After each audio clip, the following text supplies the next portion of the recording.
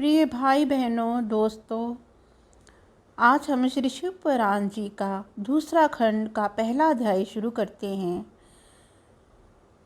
ब्रह्मा जी बोले, हे नारद, अब मैं तुमको शिवजी के अनादि चरित्र के विषय में बताता हूँ। जिस प्रकार सती ने दक्ष के घर में अवतार लेकर पुनः शिवजी से विवाह किया तथा उन्होंने शिवजी के घर जो जो कार्य किए उन सब का विस्तार पूर्वक वर्णन करता हूँ।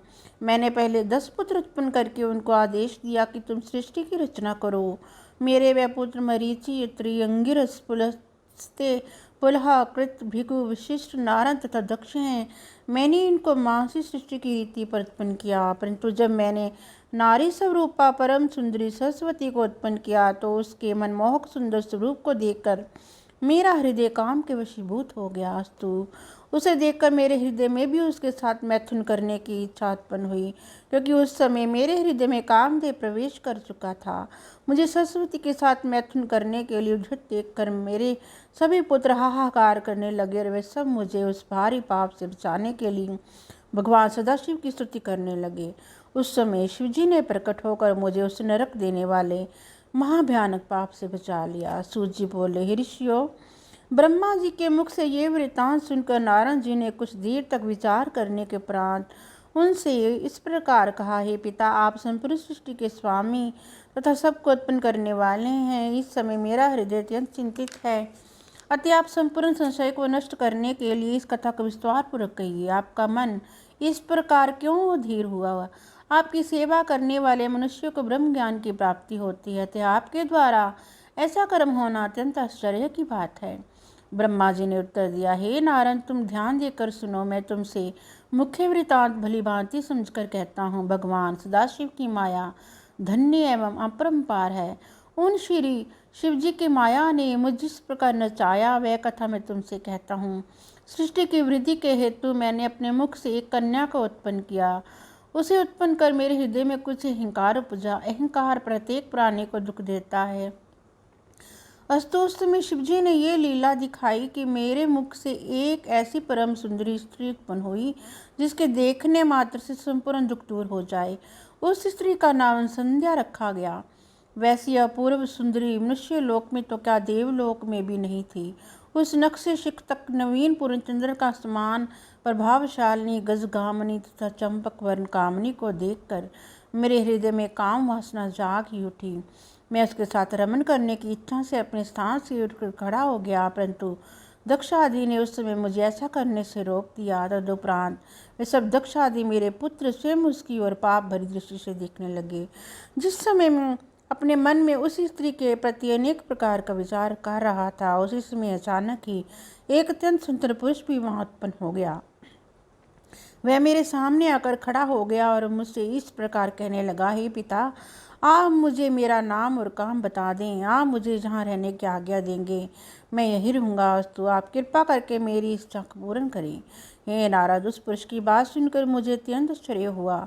फिर कुछ देर पश्चात मैंने उनसे कहा, हे पुत्र, तेरे उत्पन्न होते ही मेरा हृदय और शरीर के सब अंग काँप उठे थे। अतः मैं तेरा नाम मनमथ रखता हूँ। इसके अतिरिक्त मनसिज, मदन आदि तेरे अनेक नाम होंगे। तू अपने इस 5 बाणों द्वारा, अपने सौंदर्य द्वारा सबको अपने वशीभूत कर लेगा। संपूर्ण सृष्टि का हृदय तेरे अधीन रहेगा। इस प्रकार मैंने अपने पुत्र को बहुत से अधिकार प्रदान किए। अपने कार्य को इस प्रकार संपन्न हुआ देखकर मेरे हृदय में प्रसन्नता भर गई तथा अत्यंत अहंकार भी उत्पन्न हुआ। तत्पश्चात सिंहासन पर बैठे हुए अपने सभी पुत्रों को देखकर मुझे बहुत हर्ष हुआ। मैंने उस पुरुष का जो मनमथ नाम रखा था उसे सभी ने बहुत पसंद किया और ये स्वीकार किया कि कामदेव के पद सबसे बड़ा और ऊंचा होगा। इस घटना के उपरांत जबकि हम सब लोग अपने मन में प्रसन्नता का अनुभव कर रहे थे, कामदेव ने अपने उस धनुष को सीधा किया जिसके चढ़ते ही तीनों लोग की बुद्धि भ्रष्ट हो गई। वह धनुष को चढ़ाए हुए मेरे पास आकर खड़ा हो गया और मन में ये विचार करने लगा कि मैंने उसे जो वरदान दिया है उसकी परीक्षा करके देख लूं। अस्तु, उसने मेरी पुत्री संध्या को मेरे समीप खड़े देखकर मेरे ही ऊपर अपना मोहन नामक बाण चला दिया। तदुपरांत उसने मेरे अन्य पुत्रों को भी अपने उस बाण द्वारा मूर्छित कर दिए। इस प्रकार हम सब उसके वशीभूत हो गए। तब उसने ये देखा कि संध्या के ऊपर उसके बाण का कोई प्रभाव नहीं पड़ा है, तो उसने संध्या के हृदय पर भी एक ऐसा बाण मारा कि जिसके कारण वह भी कामदेव के वश में होकर चंचल और वक्रदृष्टि दृष्टि से सबकी ओर देखने लगी। हम सब लोग बुद्धि भ्रष्ट हो जाने के कारण उसे पकड़ने की इच्छा करने लगे, क्योंकि काम के वशीभूत हो जाने के कारण हमें किसी प्रकार के कुकर्म तथा पाप का विचार नहीं रहा था। शिव पुराण के दूसरे खंड के दूसरा अध्याय इस प्रकार है। ब्रह्मा जी ने कहा, हे नारद, मुझे इस प्रकार मोहित देखकर धर्म के पुत्र सत्य को बहुत चिंता हुई। वह दोनों हाथ जोड़कर शिव जी के निकट जा पहुंचा और स्तुति प्रणाम करने के उपरांत उन्हें सब हाल कह सुनाया। उसकी प्रार्थना पर हम लोगों को विरुद्ध व्यवहार से बचाने के निमित्त भगवान शिव शीघ्र ही हम लोगों के बीच प्रकट हो गए। उन्हें देखकर मैं तथा मेरे पुत्र अत्यंत लज्जित हुए और कामदेव भी बहुत लज्जित हुए। उस समय शिवजी ने मेरी ओर क्रोधपूर्ण दृष्टि से देखते हुए कहा, हे ब्राह्मण, तुम ऐसे कुमारगामी क्यों कर होगे? तुमने श्रेष्ठ बुद्धि को भुलाकर अपनी पुत्री से भोग करना चाहा। तुम वेद फाटी होते हुए भी उस ज्ञान को भुला बैठे जो लज्जा त्याग कर अधर्म कार्य की ओर प्रवृत्त हुए। यह उचित नहीं है। हमने संसार में बहुत से पापियों को देखा है, परंतु तीनों लोकों में ऐसा पाप करने वाला किसी को नहीं देखा। हे नारद, इस प्रकार शिवजी ने मेरी बहुत निंदा की। तदुपरांत मैं मेरे पुत्रों की और अत्यंत क्रोधपूर्ण दृष्टि से देखते हुए बोले, हे मरीचि आदि, तुम लोग ऐसे अधीर और कामी क्यों हो गए? तुम सब ब्रह्मा के पुत्र हो, तुमने वेद का अध्ययन किया है, फिर भी तुम इस प्रकार मोहित हुए, इसलिए तुम्हें सहस्रों बार धिक्कार है। हे नारद, भगवान सदाशिव के मुख से निकले हुए इन शब्दों को सुनकर मैं तथा मेरे पुत्र अत्यंत लज्जित हुए। उस समय सबको ऐसा खेद हुआ कि किसी के मुंह से कोई शब्द नहीं निकला। तदुपरांत मैंने इंद्रिय एवं वीर्य को मस्तक पर चढ़ाकर संध्या के प्रति जो आसक्ति मेरे हृदय में उत्पन्न हुई थी उसका त्याग कर दिया। भगवान सदाशिव के भय से मैं पाप कर्म में प्रवृत्त होने से बच गया और मेरे पुत्र भी उस निंदनीय कर्म की ओर से विमुख हो गए। उस समय भय के कारण मेरे शरीर से जो पसीना टपका उससे 64 योगिनियाँ उत्पन्न हुई, जो संसार से विमुख होकर तपस्या के अतिरिक्त अन्य कोई कार्य नहीं करती हैं। तदुपरांत 86 पुत्र और उत्पन्न हुए। दक्ष प्रजापति के शरीर से पसीना निकलकर पृथ्वी पर गिरा, उससे एक स्त्री की उत्पत्ति हुई। अत्रि, मरीचि, पुलह, भृगु तथा तुम अर्थात नारद के शरीर से पसीना नहीं निकला। वशिष्ठ, विशर्वा, अंगिरस तथा क्रतु के शरीर से जो पसीना निकला पृथ्वी पर गिरा, उससे संपूर्ण अंगों सहित पितरों की उत्पत्ति हुई, जो सबसे प्रतिष्ठा प्राप्त करने योग्य एवं प्रसन्नता प्राप्त करने वाले हैं। उन्हें उसी समय वेद और धर्म शास्त्रों का ज्ञान हो गया।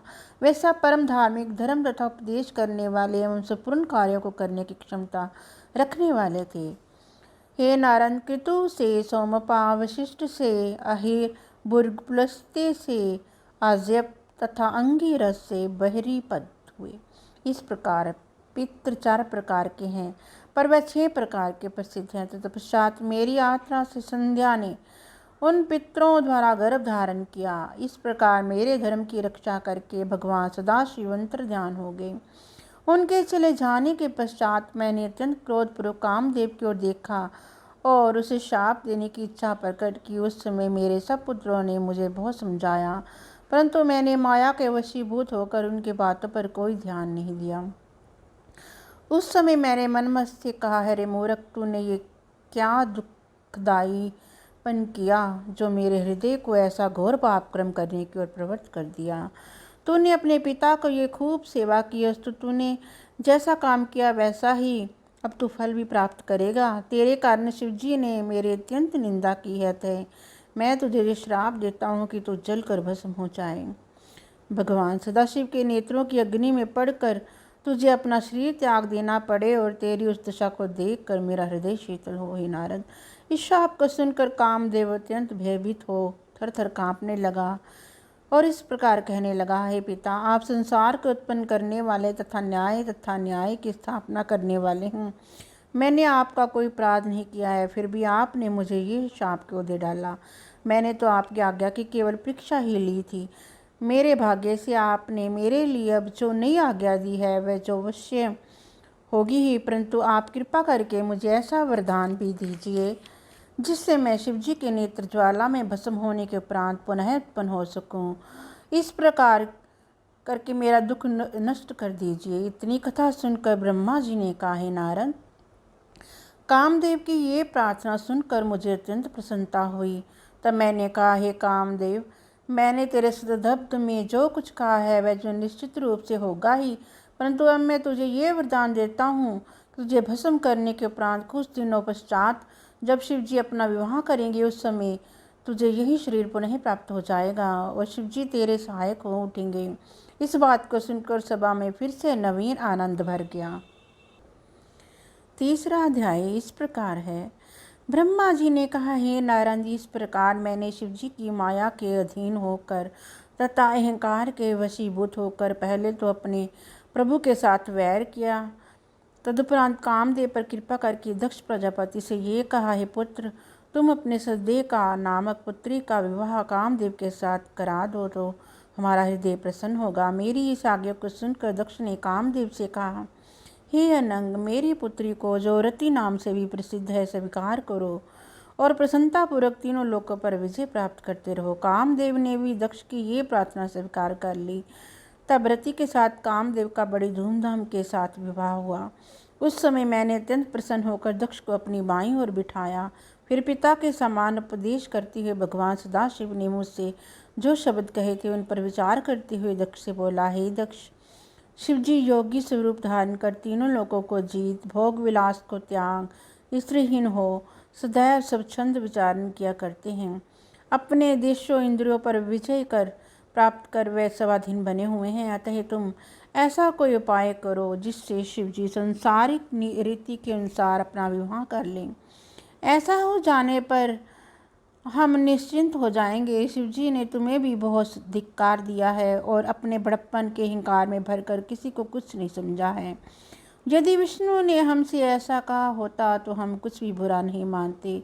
शिवजी हमारे पुत्र होते हुए भी हमारे प्रति ऐसे कटु वचनों का प्रयोग करते हैं और तुमसे भी, जबकि तुम उनके भाई होते हो, इस प्रकार अनादर वचन करते हो, तो ये किसी भी हालत में उचित नहीं है। अस्तु, जब तक शिवजी किसी स्त्री से विवाह नहीं कर लेते तब तक हमारा शोक दूर नहीं होगा।